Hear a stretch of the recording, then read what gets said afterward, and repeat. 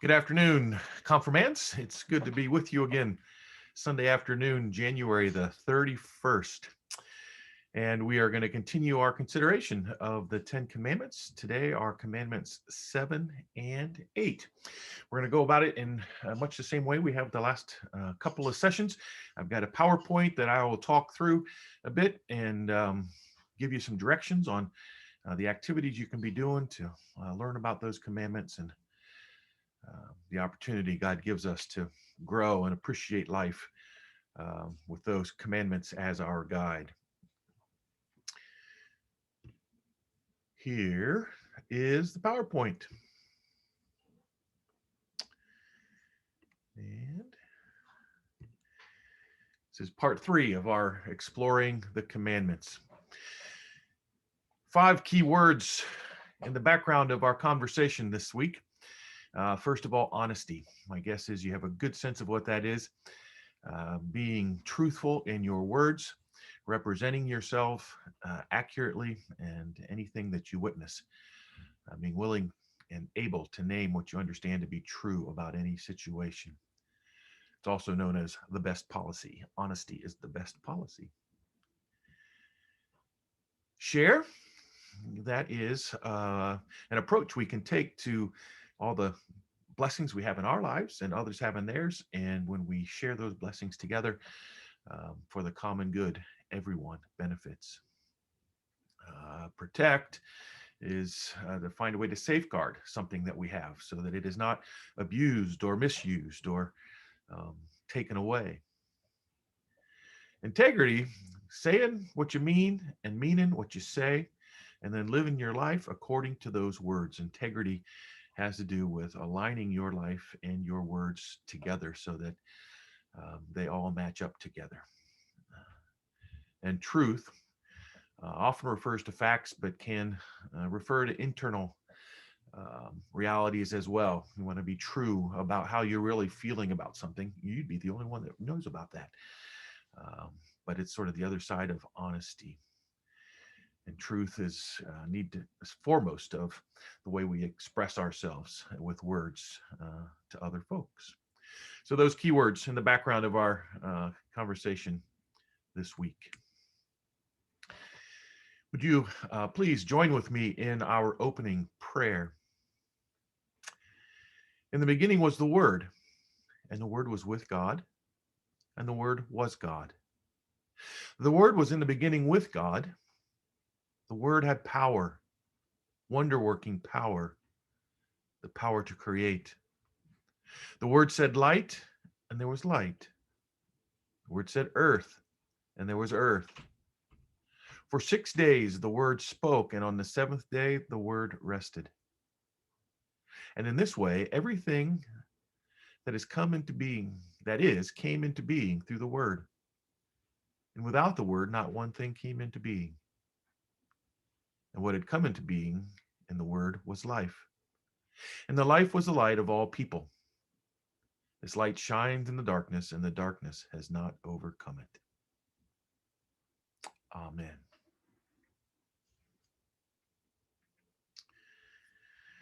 My faith story today is related to the eighth commandment: do not bear false witness.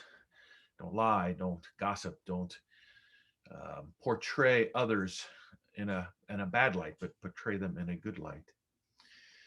I was in 11th grade high school chemistry class, and my friend and I were sent on an errand down to the office. We had hall passes to leave and go down to the office, um, carrying something that our teacher needed to send down there. And our way back, we realized there was only like 7 or 8 minutes left in class. And we thought, oh, maybe we'll just go to the bathroom. And in the bathroom, we started lingering there for a little while. And sure enough, another teacher came by, asked what we were doing. We said we'd been sent to the office to drop something off for the teacher. And he said, well, why aren't you back in class now then? And I said, not proud of it at all, but I said, I got lost on the way back, which of course wasn't true. The other teacher knew it wasn't true. And we were walked back and had to face the teacher. who was very disappointed in us. Got my one and only detention in high school, and I deserve that detention. Even for 7 minutes at the end of school, end of a class, I did not get lost. I was just skipping out of those last minutes and misrepresented. I bore false witness about what I was doing and had to pay the consequence. Had to pay the consequence. We'll be talking about other realities such as that you might reflect on in your own lives, um, about when you might be tempted to not tell the truth. Um, and that'll come up in a little bit here. Next, in our consideration, we'll have you look at 3 Bible passages. The first one is Luke 19, 1 to 10. Luke is in the Gospels. It's the front part of the New Testament, if you remember from our Bible sessions last month. As you're taking a look at that story, I'd like you to read it and think how it is that a tax collector might be able to break commandment number 7, you shall not steal.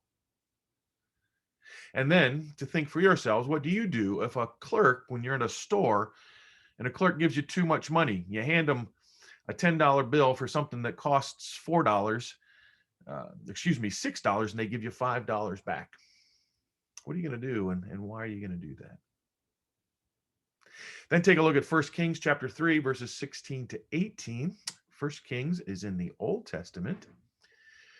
And see if you can tell who is bearing false witness, who is lying in this story. And then what does the king do to figure out the truth? And then lastly, Ephesians chapter 4, verses 25 to chapter 5, verse 2. That's one of Paul's letters in the New Testament, sort of toward the back of the Bible. Read those and identify which of the verses encourage you to keep the 7th commandment, thou shalt not steal, and which verses encourage you to keep the 8th commandment, thou shalt not bear false witness or lie or gossip or portray another person in anything but a favorable light. Take a look there and see what you might learn. Maybe share your thoughts with a parent or a family member there at home. After that, time to open up your catechism book. I think I still have mine. Right here. Here we stand. If you would turn to page 297, as we did with the other ones, please read commandments number 7 and number 8 and what they mean. One more time, what is that 7-word phrase at the beginning of each explanation? And think about it as a mantra, a nice saying over and over again to meditate on. And then similarly, with all the other commandments, each of these commandments also encourages us to do some activities in life, and others not to do some activities in life. Figure out that for each of these 2 commandments. We'll review those together in a couple of weeks when we shift topics once again. Let's take a look at our quiz for this week, see what it might teach us along the way or show us that we're learning. You can always tell someone is a thief by the way he or she looks. True or false? That is false. That is false. People can steal and look any different number of ways. You cannot judge a thief by their clothing, for sure. Stealing is always something that someone does intentionally. What do you think about that?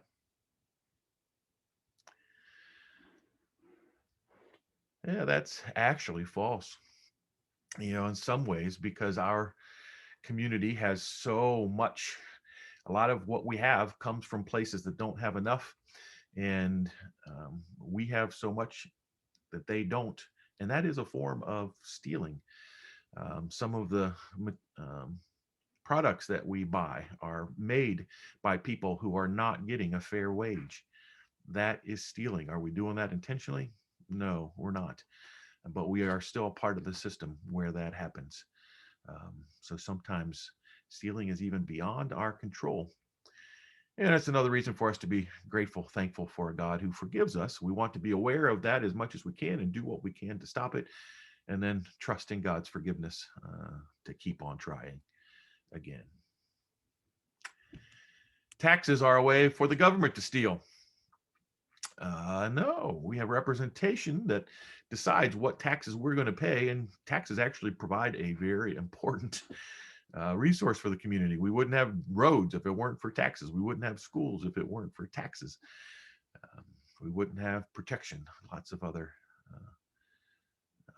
resources and services that the government provides for us with our taxes. So taxes are not stealing. Now, if the government, it used to be, the government, one of the stories you're going to read, would tax people unfairly, would take more than their fair share, especially the tax collectors themselves. Um, and that is stealing. Just like any other job, if you take anything but a fair wage or a fair price for your product, you are defrauding people, and defrauding people is stealing, taking more than you rightfully should take. Churches are doing God's work so they don't have to follow copyright laws. That is false.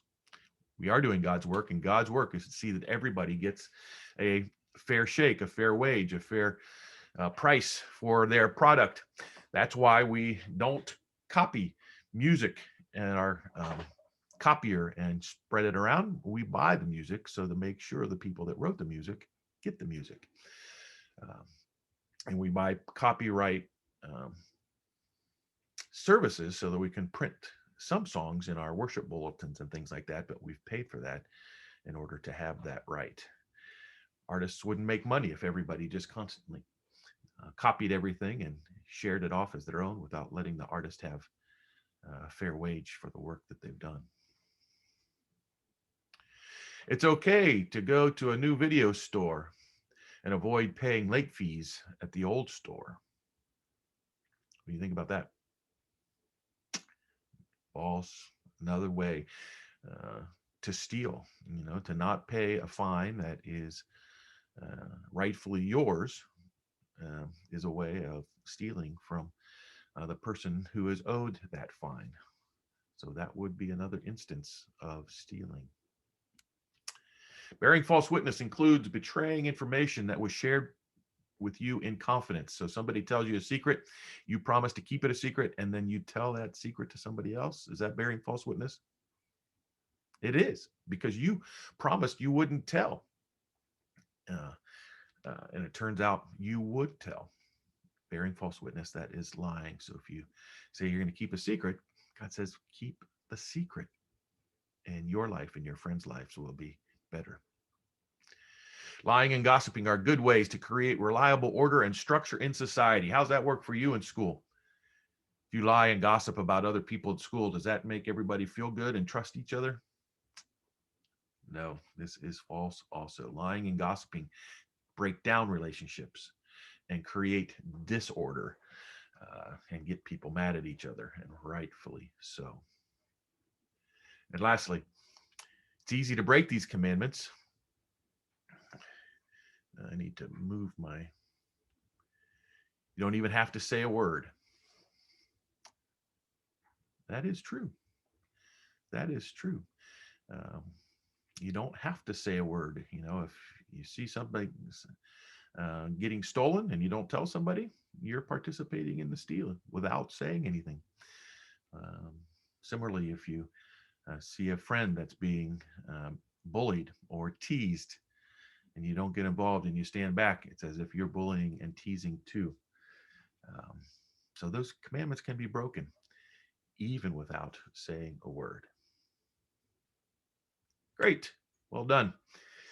I'd like to have you go back in your Here We Stand book. There are two sections that we'll offer for you to read this week. First of all, how to cope with loss and grief. Most often we think about that when somebody has died, but if you have something stolen from you, especially something that means a lot to you, you're going to have a similar sense of loss, and you're going to grieve about that. So what are some healthy ways for grieving if something's taken away from you that was rightfully yours? And then how to avoid gossip, dealing with that eighth commandment, not bearing false witness. Gossip can tear down friendships and create stress and anxiety in friend groups at schools. How are ways that we can avoid that? Page 216. And then here you go, tapping into your opportunity to think of a life connection like I did earlier. Can you think of a time when you were tempted to lie or even to exaggerate to make yourself look good? Because that is a part of bearing false witness as well. When you maybe only tell part of the truth because that part makes you look good and the other part maybe not so good. Think about a time when maybe that has happened in your life. And then finally, we have the word game on the back of the student activity sheet. It's a fill in the blank review. And then once you've filled in the blank, look up into the seek and find letters above and see if you might find all those words that help, again, explore these two commandments. Number 7, you shall not steal. And number 8, you shall not bear false witness. Great. Sure miss being with you all in person. I hope you're able to work through some of these materials on your own at home with the help of parents, siblings perhaps, and we'll look forward to getting together again in a couple weeks. I'll have one more session for us next weekend, though, on the commandments before we are ready to finish up. If you have any questions along the way, because I'm going to make myself bigger here again. If you have any questions while you're working through the material, please do give me a call, send me a text, give me an email, and I'll look forward to responding, as I will also look forward to responding any material or responses that you place on our Discord server as well. Stay warm, be well out there, take care of yourself, and we'll talk to you again soon. Bye-bye.